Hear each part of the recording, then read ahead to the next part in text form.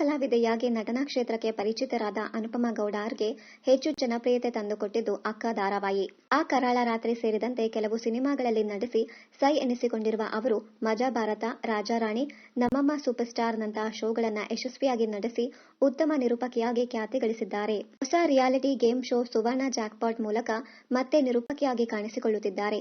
ಹೇಗಿದೆ ಈ ಅನುಭವ? ನಾನು ಈವರೆಗೆ ಗೇಮ್ ಶೋ ನಡೆಸಿಕೊಟ್ಟಿಲ್ಲ. ಆದ್ದರಿಂದ ನನಗಿದು ಹೊಸ ರೀತಿಯ ಅನುಭವ. ಯಾವುದೇ ಒತ್ತಡವಿಲ್ಲದೆ ಬಹಳ ಖುಷಿಯಿಂದ ಈ ಶೋನ ನಡೆಸಿಕೊಡುತ್ತಿದ್ದೇನೆ. ಪ್ರೇಕ್ಷಕರಿಂದಲೂ ಉತ್ತಮ ಪ್ರತಿಕ್ರಿಯೆ ವ್ಯಕ್ತವಾಗುತ್ತಿದೆ. ಪ್ರೇಕ್ಷಕರು ನನ್ನನ್ನ ನಟಿಯಾಗಿ ಮತ್ತು ನಿರೂಪಕಿಯಾಗಿಯೂ ಸ್ವೀಕರಿಸಿದ್ದಕ್ಕೆ ಸಂತೋಷವಿದೆ. ಧಾರಾವಾಹಿ, ಸಿನಿಮಾ, ನಟನೆಯಿಂದ ಬ್ರೇಕ್ ಪಡೆದಿದ್ದೀರಾ? ಖಂಡಿತ ಇಲ್ಲ. ನಟನೆಯಿಂದ ದೂರ ಉಳಿಬೇಕು ಎಂಬ ಯಾವುದೇ ರೀತಿಯ ಯೋಚನೆ ಮಾಡಿಲ್ಲ. ಅಕ್ಕ ಧಾರಾವಾಹಿಯಲ್ಲಿ ನಾನು ನಿರ್ವಹಿಸಿದ ಪಾತ್ರ ಮತ್ತು ಕತೆಗಿಂತ ವಿಭಿನ್ನವಾದ ಹೊಸ ರೀತಿಯ ಸವಾಲಿನ ಪಾತ್ರದ ನಿರೀಕ್ಷೆಯಲ್ಲಿದ್ದೇನೆ. ಆದರೆ ಅಂಥ ರೀತಿಯ ಪಾತ್ರ ನನಗೆ ಈವರೆಗೂ ಬಂದಿಲ್ಲ. ಹಾಗಾಗಿ ನನಗೆ ಧಾರಾವಾಹಿಯಲ್ಲಿ ನಟಿಸಲು ಸಾಧ್ಯವಾಗುತ್ತಿಲ್ಲ. ಸಿನಿಮಾಗಳಲ್ಲಿಯೂ ನಾನು ಬಯಸಿದ ಪಾತ್ರ ಬಂದಿಲ್ಲ. ಆ ಕರಾಳ ರಾತ್ರಿ ಸಿನಿಮಾದಲ್ಲಿ ನಾನು ನಿರ್ವಹಿಸಿದ ಪಾತ್ರದ ಮಾದರಿಯಲ್ಲಿಯೇ ಹಲವು ಸಿನಿಮಾಗಳಿಂದ ಅವಕಾಶ ಬರುತ್ತಿತ್ತು. ಒಂದೇ ರೀತಿಯ ಪಾತ್ರಕ್ಕೆ ಮತ್ತು ನಟನೆಗೆ ಸೀಮಿತವಾಗುವುದಕ್ಕೆ ನನಗೆ ಇಷ್ಟವಿಲ್ಲ.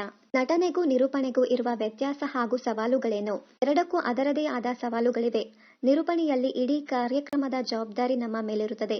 ಇಲ್ಲಿ ಸೃಜನಶೀಲತೆ ಮತ್ತು ನೈಜತೆಗೆ ಸಾಕಷ್ಟು ಅವಕಾಶವಿರುತ್ತದೆ. 5 ರಿಂದ 6 ಗಂಟೆ ನಿಂತುಕೊಂಡೇ ಕಾರ್ಯಕ್ರಮ ನಡೆಸಬೇಕಾಗುತ್ತದೆ. ಕೆಲವೊಮ್ಮೆ ಊಟ ಮಾಡಲು ಸಾಧ್ಯವಾಗುವುದಿಲ್ಲ. ಎನರ್ಜಿ ಹೆಚ್ಚು ಬೇಕಾಗುತ್ತದೆ. ನಟನೆಯಲ್ಲಿ ಪಾತ್ರಕ್ಕೆ ಅನುಗುಣವಾಗಿ ನಮ್ಮನ್ನ ನಾವು ರೂಪಿಸಿಕೊಳ್ಳಬೇಕು.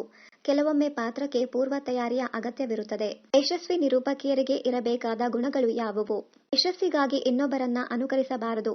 ಸ್ವಂತಿಕೆ, ನೈಜ ಸ್ವಭಾವ ನಿರೂಪಕರಿಗೆ ಬಹಳ ಮುಖ್ಯ. ಸಮರ್ಪ ಭಾವನೆ ಇರಬೇಕು. ನಿರೂಪಣೆಯಲ್ಲಿ ಪ್ರೇಕ್ಷಕರು ಗುರುತಿಸುವ ತಪ್ಪುಗಳನ್ನ ನಾವು ಸರಿಪಡಿಸಿಕೊಳ್ಳಬೇಕು. ಅದನ್ನೇ ನಾನು ಕೂಡ ಅನುಸರಿಸುತ್ತಿದ್ದೇನೆ. ನಿಮ್ಮ ನಟನಾ ಆಸಕ್ತಿಯ ಬಗ್ಗೆ ಹೇಳಿ. ನಾನು ನಟನೆಗೆ ಬಂದಿದ್ದು ಆಕಸ್ಮಿಕ. ಕೆಲಸ ಎಂದು ನಾನು ನಟನೆ ಮಾಡುತ್ತಿದ್ದೆ. ಆದರೆ ನನಗೆ ನಟನೆಯ ಮೇಲೆ ಆಸಕ್ತಿ ಮೂಡಿದ್ದು ಚೀಸೌ ಸಾವಿತ್ರಿ ಧಾರಾವಾಹಿ ಮಾಡುವಾಗ. ಕಲಾವಿದೆಯಾಗಿ ಗುರುತಿಸಿಕೊಳ್ಳಬೇಕು ಎಂಬ ಆಸೆ ಆಗಲೇ ಹುಟ್ಟಿದ್ದು. ಅದೇ ನನ್ನನ್ನ ಇಲ್ಲಿವರೆಗೂ ಕರೆತಂದಿದೆ. ಯಾವುದೇ ಪಾತ್ರವಾದರೂ ಸರಿ, ಸುಮ್ಮನೆ ತೆರೆ ಮೇಲೆ ಕಾಣಿಸಿಕೊಂಡರೆ ಸಾಕು ಎಂಬ ಆಸೆ ನನಗಿಲ್ಲ. ಒಬ್ಬ ಕಲಾವಿದನಿಗೆ ಪಾತ್ರದಲ್ಲಿ ವಿಭಿನ್ನತೆ, ಸವಾಲು ಇದ್ದರೆ ಮಾತ್ರ ಅವರ ಪ್ರತಿಭೆ ಪ್ರದರ್ಶಿಸಲು ಮುಂದುವರಿಸಲು ಸಾಧ್ಯ ಎಂಬುದು ನನ್ನ ಅನಿಸಿಕೆ. ನನ್ನಲ್ಲಿರುವ ನಟನಾ ಕೌಶಲ್ಯವನ್ನ ಸುಮ್ಮನೆ ಕೂರಲು ಬಿಡುವುದಿಲ್ಲ. ಅದನ್ನ ಸರಿಯಾಗಿ ಹೊರತರಲು ಸಹಕಾರಿಯಾಗುವ ಸರಿಯಾದ ದಾರಿಗಾಗಿ ಕಾಯುತ್ತಿದ್ದೇನೆ. ಎಲ್ಲರಿಗೂ ಕಲಾವಿದರಾಗುವ ಅದೃಷ್ಟ ಇರುವುದಿಲ್ಲ. ಆ ಅದೃಷ್ಟ ನನ್ನ ಪಾಲಿಗೆ ಒಲಿದಿದೆ. ನಿರೂಪಕಿಗಿಂತ ನನಗೆ ನಟನೆ ಬಹಳ ಇಷ್ಟ. ಕನ್ನಡ ಸಿನಿಮಾ ಮತ್ತು ಧಾರಾವಾಹಿಗಳಿಂದ ಮುಂದೆ ಉತ್ತಮ ಅವಕಾಶ ಬಂದರೆ ಖಂಡಿತ ನಟಿಸುತ್ತೇನೆ ಎಂದಿದ್ದಾರೆ ನಟಿ ಅನುಪಮಾ ಗೌಡ.